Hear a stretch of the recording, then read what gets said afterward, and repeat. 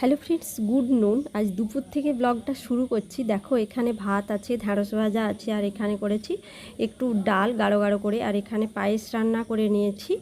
আর এখানে দেখো তোমাদের দাদাভাই কতগুলো রজনীগন্ধা ফুল এনেছে, এগুলো ফ্রিজের মধ্যে রাখবো, দিলে একটা ফ্রিজে একটা খুব সুগন্ধ ওঠে। তো এই আর কি। আর এদিকে দেখো মাটন রান্না করছি। তো আজকেও তোমাদের দাদাভাই আছে বাড়িতে, তো মাটন রান্না করব, তারপরে খাওয়া দাওয়া করে যাব একটু শপিংয়ে, টুকিটাকি কেনাকাটা করার আছে। আর দুজনে, যেহেতু আমি সারাদিন একা একাটাই থাকি, মনটা অতটাও ভালো থাকে না, তো দুজনে একটু ঘোরাফেরাও করব। তো ওই জন্য আগে এই রান্নাগুলো, টুকিটাকি রান্নাগুলো করে নিলাম। তারপরে এই যে এখানে করছি আমের চাটনি আর মাটন করব। তো আমের চাটনিটা হয়ে গেলে তারপরে মাটন করব। যদিও মাংস হলে তোমাদের দাদাভাই শুধু মাংস ভাত এটাই খেতে পছন্দ করে, আর একটু দই, এই আর কি, আর একটু হয়তো মিহিদানা মিষ্টি। কিন্তু আমার একটু মনে হয় যে এটা সেটা রান্না করি ও থাকলে, আর আমি একা থাকলে তো মানে একার মতোই রান্না করি। তো এদিকে দেখো আমের চাটনিটা নামিয়ে দেবো, দিয়ে মাটনটা রান্না করব। আর এত কেন খাপছাড়া ব্লগ দিচ্ছি, মানে বিভিন্ন দিকে এত একটা চাপে আছি, মনে হচ্ছে যে এই কাজটা গুছুক, এই কাজটা হয়ে যাক, তারপরে ব্লগ দেব, তারপরে ব্লগ দেব। আবার শুনছি সামনে এসএসসির নোটিফিকেশান দেবে, তো কি করব না করব কিছুই জানি না। যদি পরীক্ষা হয় তাহলে তো মানে 3 মাস ভাবছি যে একটু পড়াশুনো করে পরীক্ষাটা দেব, তারপরে না হয় আবার প্রফেশনালিভাবে ব্লগ শুরু করব। তবে হ্যাঁ, অন্য একটা চ্যানেল ওপেন করে। তো এই আর কি। আর এদিকে দেখো মাটন রান্না করেছি। আর মাটন বলো চিকেন বলো, এর আলু কিন্তু আমি সচরাচর ভেজে রান্না করি না, কিন্তু তোমাদের দাদাভাই বললো যে আলুটা ভাজবে, তাহলে টেস্টটা নাকি একটু ভালো হয়। তো ওই জন্য আজকে আমি আলুটা ভেজে নিচ্ছি, আর আলু ভেজে একদম মাটনে তুলে দিচ্ছি। আসলে এত তাড়াহুড়ো, মানে তোমাদের দাদাভাই থাকলে সব সময় আমাকে রান্না ঘরেই থাকতে হয়, রান্না করা, খাওয়া দাওয়া করা, মানে এই সবই করা। এদিকে দেখো আর গোটা হয়তো অনেকে দিয়ে দিলাম। তারপরে এই তো পরশুদিন একটা ব্লগ দিল, এটা মাটন রান্নার, আর আজকেও মাটন রান্না করছে। না, এটা একটা পরের সপ্তাহের ব্লগ শ্যুট করেছিলাম, আর কোনো মাঝখানে কোনো ব্লগই শ্যুট করা হয়নি, তো ওই জন্য আর কি 2 দিন পর পর মাটনের ব্লগ পাচ্ছ।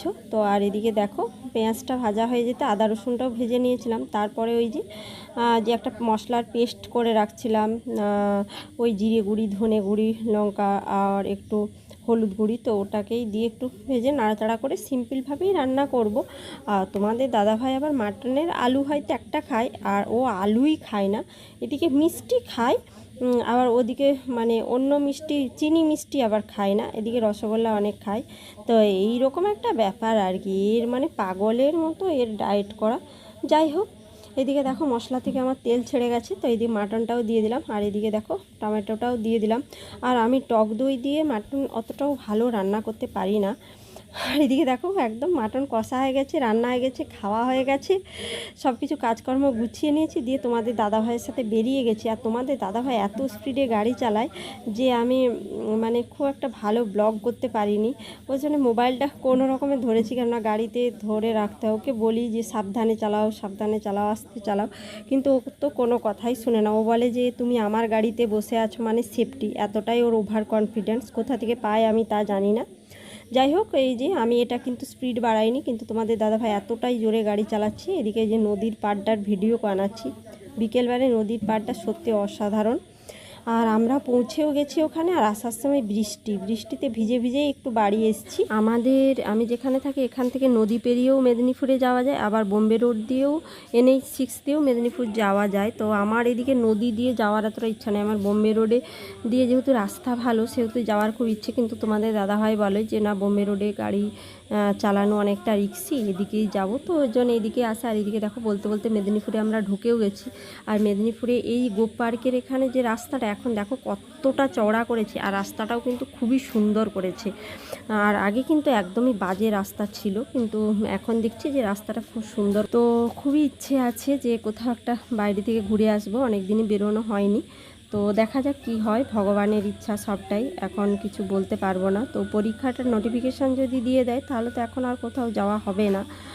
আর যাব এই করতে করতে আসলে সময় সুযোগ সবটা যতক্ষণ না আসে ততক্ষণ কিছু মানে বলাই যায় না। তো ওই জন্য আগে থেকে আর কিছু বলছি না, যদি যাই তখন আর কিছু বলবো। তবু বলছি যে এত শপিং টপিং করছি, একটা বাইরে কোথাও যাওয়ার ইচ্ছে আছে, দেখা যাক সেটা কি হয়। আর এদিকে বলতে বলতে মেদিনীপুর শহরেও ঢুকে গেছি। এখন বন্ধুরা মেদিনীপুর শহরে এতটাই মানে ভিড় হয়, মানে আর বলে কথা নয়। আগে যখন ছোটোর সময় মেদিনীপুরেই ছোটো থেকে বড় হয়েছি, কিন্তু তখন কিন্তু মানে এতটাও মেদিনীপুর শহরে ভিড় ছিল না। আর যত দিন যাচ্ছে মেদিনীপুর শহরে আয়তনও তো অনেকটাই বাড়ছে। আর ব্লগে তোমরা অনেক লোকের আওয়াজ শুনতে পাচ্ছ। তো আমাদের এখানে সামনেই মেলা চলছে, মানে একদম ঘরের সামনেই। আর ওই ব্লগের ভয়েস দিচ্ছি, তো ওর জন্য একটু চেঁচামেচি হচ্ছে, তো একটু কষ্ট করে একটু ম্যানেজ করে নিই এই আর কি। আর সন্ধেবেলায় এই যে পৌঁছাতে পৌঁছাতে আমাদের সন্ধেই হয়ে গেছে। আর প্রায় যখন বাড়ি পৌঁছে ফিরি তখন 9টা থেকে 9:30 বেজে গেছে। আর ফিরে যাওয়ার সময় ওই আধা ঘন্টা লেগেছিল হয়তো তোমাদের দাদা ভাইয়ের যেতে আর কি। 9টা 9:30 বেজে গেছে। আর মেয়েদের বাজারে ঢোকা মানে তো জানো, এই দোকান সেই দোকান ওই দোকানে মানে লেগেই থাকে। তো এই আর কি। তো চলো ব্লগটা কন্টিনিউ দেখতে থাকো।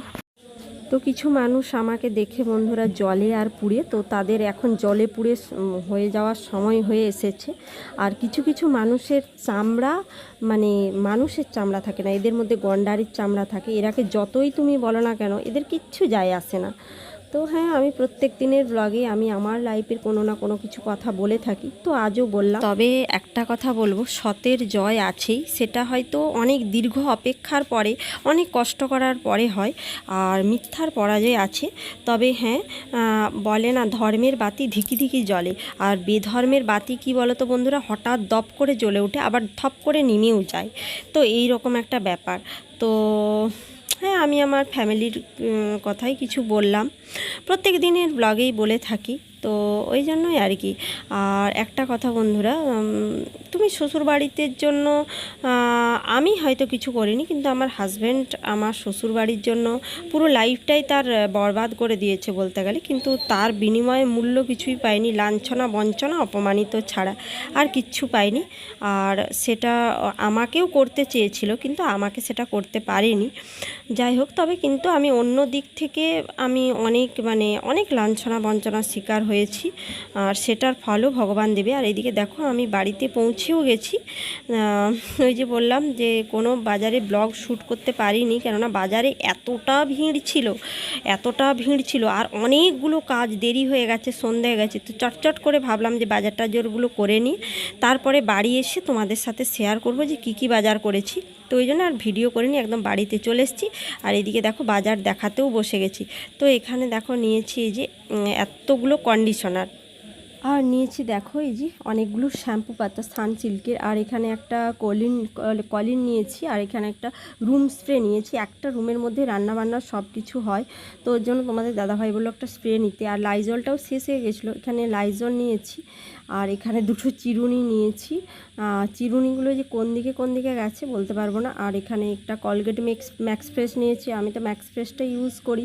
আর এখানে একটা সিঁদুর নিয়েছি, কেয়া সেটের লিকুইড সিঁদুর। আমি এই প্রথম লিকুইড সিঁদুর ব্যবহার করব।